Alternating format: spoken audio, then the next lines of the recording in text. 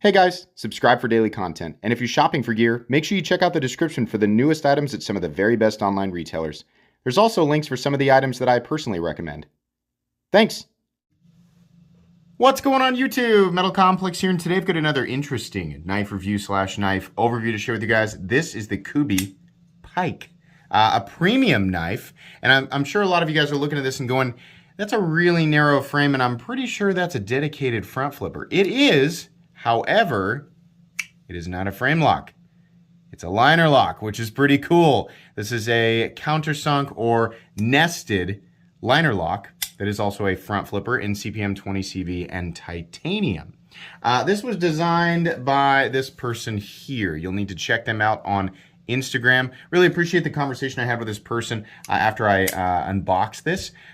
This is a knife that is available at the time of this recording. There's a link right down below. The price tag is pretty amazing. I was kind of shocked to see the price on it. We're going to talk all about it, but thanks so much to Kubey for sending this in for me to take a look at. Thanks to my patrons who are supporting me. There's a link for Patreon down below, and please make sure to follow me on Instagram at metal_complex. All right, let's go ahead and get a measurement of this guy. Overall length of the Kubey Pike is coming in at about 7 inches. The blade length is, you know, depending on exactly where you measure it. If you measure it down here, it's going to look like the cutting edge is 3 inches, and it's definitely larger, right? If you measure it up here, it looks... I'm going to say the blade length and cutting edge are both about 3 inches. That's what it looks like to me. Be careful about that. Areas where you have a, 3-inch blade law. Up against the Ontario Rat Model 1 and the Ontario Rat Model 2. You can see here this is definitely closer to a Rat 2 size knife. It is a little bit smaller. We'll just do a couple more. Up against the Spyderco Para 3. There we go. And last but not least, the Benchmade Bug Out. There's not too many knives out there that feel smaller and more compact than the Bug Out while still having very nearly the exact same amount of cutting edge, but this is the case here. This has a very similar total cutting edge to it, which is pretty neat. How's the action? Kubey is just freaking underrated, guys. They just are. Their machining and tolerances and just overall quality control for the amount of money that you're paying for this stuff, it's just superior to most of what I'm seeing out there right now. If you are new or you are a knife world veteran, whatever that is, we should all be taking a closer look at Kubey. They got some goofball stuff, but so does everybody, right? They also have some super duper practical designs, and whether you're looking for a budget knife or you're looking for a high-end knife, in fact, I'll just link Kubey down below and you guys can look through if you want to. Yeah. This is more evidence that they are capable of producing incredible quality for not a lot of money, right? Now, of course, the more people pay attention to it, the more popular they get, the prices will probably increase. That's generally what we see. But for right now, you can get a really awesome knife for not a lot of money, and this is one of them. The action is really, really good. Despite it being such a small blade, it's actually pretty darn smooth. It's actually incredibly smooth for how skinny and it can't rely on weight and mass, right? Disengagement of that lock bar is nice. It's roomy and cut out the right way despite being such a, the whole thing looks skinny, like it would be awkward to manipulate, but it isn't. I mean, it is a skinny knife, but it's not awkward to manipulate. Length and, let's do thickness up against the Spyderco Para 3. It is a little bit thinner than the Para 3. Length and height up against the PM2 and Para 3. Yeah, this is just not a cumbersome object, plain and simple. It is not super long, not super tall, not super thick. It's just nice and lightweight and compact. We are looking at CPM 20CV for the blade steel. Yes, 20CV, not S35EN 20CV. Not that that would be a problem, but for those people who are used to seeing that with Kubey stuff, just want to make sure that that's clear. Beautifully milled titanium. Some nice anodized hardware, including the pocket clip, pivot, and backspacer. And then we have on the inside here, let's take a look. We have... do we have any skeletonization? Yeah, we do have a little bit right here. Now, if you're wondering, is that liner titanium? I'm also wondering that. Yeah, I was going to say, there's no way that has to be steel. Yeah, the liner is steel, which is fine. It doesn't bother me at all. Yeah, the nice thing about steel lock bar inserts, you can just pop that out and replace it if something goes wrong. It's kind of the same idea with this. You just pop the entire liner out. That's a lot more material. But you don't have to replace the entire titanium side. That shouldn't be a super expensive fix if something like that were to happen. Then again, it really depends on how long this model stays in development, which is probably, it's usually stuff like this is not, like they don't continue to make, you know, the same thing for years and years and years. But anyways, that's besides the point. My point is that I don't care if it's a countersunk titanium liner lock or a countersunk steel liner lock. It really doesn't matter to me. The main thing that matters is that the contact between the lock bar and the tang is steel. In this case, it is, right? So no issue there. Let's go ahead and weigh it. I very much doubt this thing weighs very much, but you probably didn't need me to tell you that, right? Hey everybody, this probably doesn't weigh very much. Thanks. What else you got for us? Complex, the sky's blue. People need water and air to survive. Shut up. Having this imaginary, condescending, what's going on here? Condescending conversation with myself. Okay, let's try again. Ounces, 2.22 ounces, fantastic. The ratios on this thing are awesome in terms of blade to weight ratio. The blade to handle ratio is also awesome, right? It's nice and balanced and compact. Oop, it's actually better than I thought. It's exactly right here. It's exactly where it should be, right there behind the pivot where that main choil is. All right, how about a hardware check? Let's get out my tools as per usual. My tools are very inexpensive and very recommendable. You can find them right down in the section of my description that talks about the tools I use on this channel. We're going with T8 for the pivot because that's usually what it is. Yep. How about the handle screw? I started to say screws and realized it's just one. Unless there is a hidden screw right here for this backspacer underneath, but that doesn't really make any sense. It must be lipped in there. There's literally one screw and it goes through to the pocket clip. Talk about minimal hardware. That's pretty cool. Nice job there to the designer. This should not be difficult to take apart at all. How about blade stock thickness? Let's give that a go here real quick. What do I have all this debris all over my table for today? I don't know. Blade stock thickness. We have, whoops, that is incorrect. Why are we doing this? There we go. Okay, this thing is very, oh no, it's coming back to life. All right. I keep thinking it's going to kick the bucket, but 116 thousandths there. Not a thick blade. I think appropriate here for the, you know, what was trying to be accomplished. All right. So this is, to me, this is a lightweight, compact, sort of almost office carry EDC or just general lightweight, compact EDC. That's what it's designed to be. It's also designed to be, you know, kind of classy, right? Look at this milling that we've got going on here. That's real pretty. That's nice. I like that. I am sick of knives that are just like, and the handle skills are titanium. So what you do with the handle skills? Well, they're titanium. So you mean that it's just like flat, like it's just titanium? Yeah. We tumbled it. Wow. That's fine. Some people like that look. This looks way better to me. The contrast with the blue pocket clip, and it's polished too, right? The pivot, the pocket clip, the backspacer are all polished. Real nice. Nice heavy chamfering right here. So this texturing is meaningful. It actually will provide traction, and it's on both sides, right?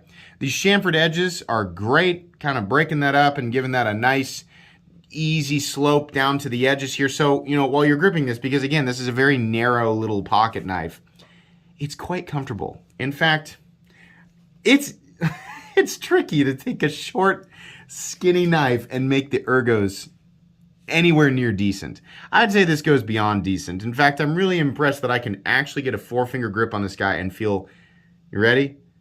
No hot spots. I mean it. Nothing. This is nice. Like the handle. Initially, I did not know what to think. It says I was like, oh, it's a narrow, skinny knife, and it's a front flipper only. Oh, and then I was like, oh, but it is a nested liner lock, and I was like, yeah. Also, like, kind of the ergonomic lines are pretty good, right? They leave it open. They don't cram you in there. Because it is a front flipper, we are not further crammed in by a hook-shaped flipper tab that would just push you down here and be uncomfortable to choke up behind the blade, right? We're not dealing with any of that. No, this is nice.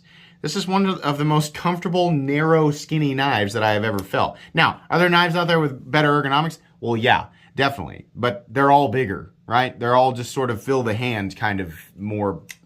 It's that type of thing. Like, it's going to be bigger and it's going to fill the hand better, right? But for what this is, it's super comfortable and I feel locked in. And, you know, on top of that, we are dealing with a front flipper only. So when you're going to do that, the knife especially needs to be easy to hang on to. You really got to make sure and do things right on a little tiny skinny knife to get it to work like this. I think the only way to do this is a nested liner and to have nice big open ergonomics with meaningful texturing. I mean, that's the only way you're going to keep from hucking it across the room on accident.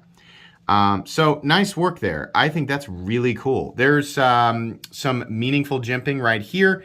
You know, considering the size of the knife, it really doesn't need it. And this is about where my finger wants to lay. Like, yeah, I could extend out a little further, but this feels pretty good. The spine is also crowned, which is awesome, unless you're somebody who strikes flint off the spine of their knife, in which case you're probably not going to like this. But come on, is this really the knife you're going to use for that? I don't think so. So this looks good. They went with a bead blast finish on this, which is okay. I think I would have preferred more of a like a reflective tumbled finish like I usually do, but this is fine. It's not really that big of a deal. It's 20 CV, so people who are worried like, oh, a bead blast finish, that causes blades to corrode faster. Yeah, I mean, for sure, if you bead blast AUS 8 versus satin finishing AUS 8, then your bead blasted AUS 8, CRKT M16. Sorry, weird cough, right? So many people are like, I got that knife in bead blast. They go to check it and they're like, oh yeah, it's rusted. Yeah, they all are, right? Like they all are. Everything from Gerber, right? You put that in a drawer for half a day and you're like, huh, the whole thing's brown. Yeah, that's the case. This is CPM 20 CV, right? So unless you are like, good night knife, it's time for me to pour salt water all over you and then just leave you here, then it's probably going to be okay, right? Clean your blades off, you'll be all right. Yeah, a satin finish or a tumbled finish is probably like a higher polish is going to help resist corrosion better, but this is something like 20% chromium if I'm not mistaken. It's probably going to do all right, so I wouldn't worry too much about that. The blade, I mean, like the work on the blade as far as just, is it even? Is it ground well? Yeah. I mean, everything is perfectly symmetrical. It's exactly what you'd expect from. And if you don't know, Kubey makes knives out of China, right? But I feel like everybody knows that. I'm still going to say that just in case, because there's this weird trend of people thinking like, if he doesn't say it right off the bat, then he's trying to hide it. No. This is made in China. There you go. Yeah, it's what you'd expect from like a high-end, like a production Chinese company, right? Everything is just laser perfect. The edge comes down to a reasonably thin edge. I mean, you know, even though it starts thin up here, there's not a lot of room to taper, and the taper's not super aggressive, but will it slice? Will it cut? Well, yeah. And there's nothing in the cutting path either. I appreciate this little swedge up here. It just kind of gives the blade some character. It could, I mean, this blade could have been much simpler, and they opted to do, you know, a little bit of fancy here between the flat, the swedge, the crown spine, another swedge up here. These edges are knocked down. They're not sharp anywhere except for the cutting edge, which is appropriate. You can see the designer's logo right there, which is what you'll see if you go to his Instagram. That was I was like, is that like a gigantic machete and like a little? No, it's a canoe. Oh man, sometimes my eyes play tricks on me. The getting the thing to flip is actually pretty easy, right? I mean, if this is going to be your first front flipper, then you're probably going to be like, I would recommend, if you've never had a front flipper before, I'd recommend getting something larger, right? Like I think it's the Concept, no, it's actually another Kubey. It's the Kubey Momentum. Yeah. It's a bigger one, right? And it's also got thumb studs, so you're not forced in that, right? If this is not your first front flipper, you'll find that this is just as easy to deploy as any of the other good ones, right? That little lever is in the right place, that flipper lever. The jimping right there is also appropriate, you know, considering the amount of traction you're going to need to get on it and, you know, the amount of force you're going to need to overcome the detent, which is tuned properly, by the way. It's good. I have no complaints. Access to the liner lock, I think we talked about that a second ago. That's also very good. This is nice and open, nice and thoroughly cut out. Look how nice this is, right? Can we just appreciate this this shot right here? The transition between the pivots, the textured titanium, and then over in, like, none of this is lazy. All of this is extremely well done, right? So the design is great, and then the way that it translated to Kubey as the OEM, also great, right? There were no corners cut on anybody's end. This is just nice. This is what I've seen from Kubey here lately, and it's just good, right? Backspacer is interesting. Another area that they could have been super lazy, and they're like, nope, let's do something fun, and they did, right? On top of the cool little design here, it's anodized and it's polished, which is cool. The pocket clip is a popsicle stick, but it is a bent popsicle stick. Wait, metal complex. What? You forgot to talk. You forgot to point out the extremely important factor here, and that's that there is no lanyard hole. Moving on. I'm just kidding. You technically... I hate lanyard holes. You technically could force something in there, but why, right? I don't care. I don't think you should care either, but you know, if you care, then type me up a couple paragraphs, right? Anyways, we have shaking around here. We have a little bent popsicle stick style clip. This is an odd clip. It doesn't really go with a knife, but it is functional, right? I appreciate that. It's mounted correctly because it doesn't have a big dumb hole to work around on the frame. Am I right? And the depth is about medium, which is fine. It's also not pointy at all, and it's flat, so it doesn't create a hot spot. And then we have this continuous rise, which will help it get up and over the seam of your pants.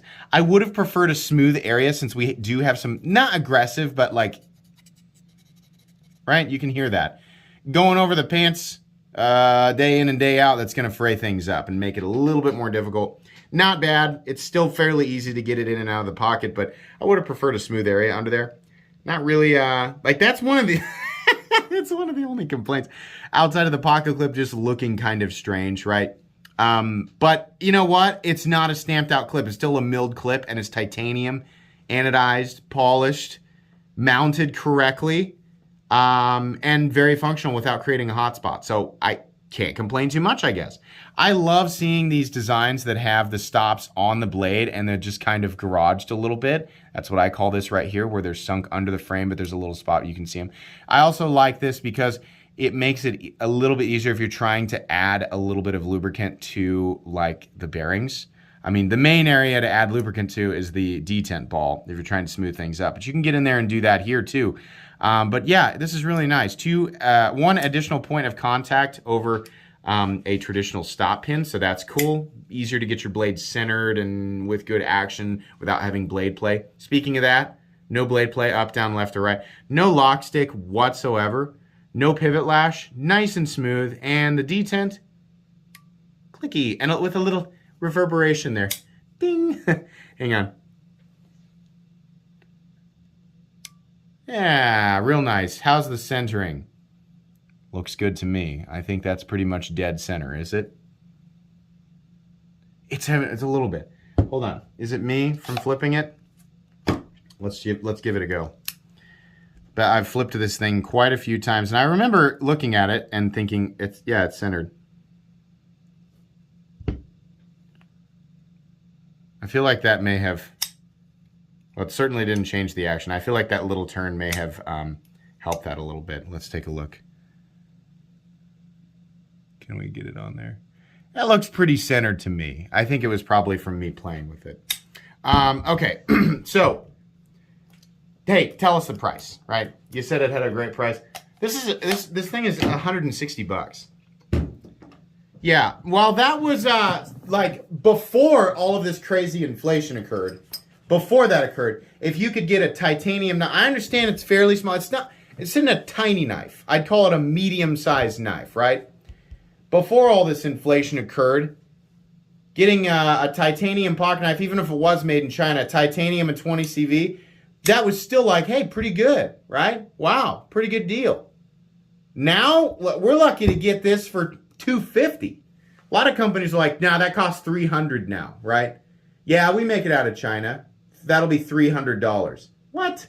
I understand it is a little bit smaller. You got less material to grind on a smaller, more narrow frame, but still, I kind of feel like a lot of designers should be looking at Kubey, right? If you are a designer and you're like, what OEM should I go with to pick up my design?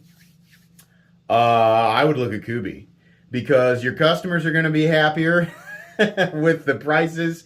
You're going to be happy that your design, like the quality of it translated with Kubey, right? I think Kubey is doing freaking excellent work, and I think they are one of, if not the most underrated, like Chinese OEMs right now. They are doing equivalent work. I mean, this being made by a couple of other different companies right now would easily be $220 to $250, easily. Kubey's like, nah. How about $160? This is pretty good for what it was designed to be, right? I mean, it's like if you're watching this right now, you're going, I only like big knives. Then don't buy this. It's not for you. Why didn't they try? Don't they know that I like big knives? Why didn't they make it bigger? I mean, yeah, like I like larger knives too, but that doesn't mean that some people don't like smaller knives, right? So this is a good knife, and it is very, very recommendable. Sorry, I got fingerprints all over it. For people who are looking for a smaller, more compact EDC. But it has good ergonomic lines. It's got fantastic fit and finish and just overall execution of materials. It's also got a very functional blade shape. And, one of the biggest faults here is that it is only a front flipper, which, in some situations can create for, just like you saw there, not a perfect, transitional experience between closed and open. That was a really long-winded way of saying it can be kind of hard to open sometimes. But for what it is, executed very, very well. And like all things, you'll adapt to it. This is a good knife. There's very little to complain about here. So, spot under the clip would have been better. The pocket clip is a little bit weird. Front flipper only makes it a little bit frustrating sometimes, but thank goodness it's a nested liner lock. Dealing with an exposed frame lock on a design like this would be a nightmare. Good knife. Recommended, absolutely. It's going to go on my most recommended knives playlist. Make sure you check out Parsons Blade Works on Instagram. This is the person who designed the knife. And I'm really happy that he reached out to me and let me know, like, hey, I designed that. That was cool. So I'll link this down below. You can check it out if you want. I'll link Kubey knives in general down below. They got a ton of stuff that you should be looking at. Thanks to Kubey for sending this in. Appreciate that. Please make sure to follow me on Instagram at metal_complex. If you enjoyed this video, leave a like. If you'd like to check out my other content, I do, of course, have lots of videos of knives that are either expensive or inexpensive that I do or don't like, so check those out. And if you enjoy all my content, go ahead and click on that Metal Complex logo right there and subscribe, because there's definitely more coming. Thanks again for watching, everybody, and have a great day.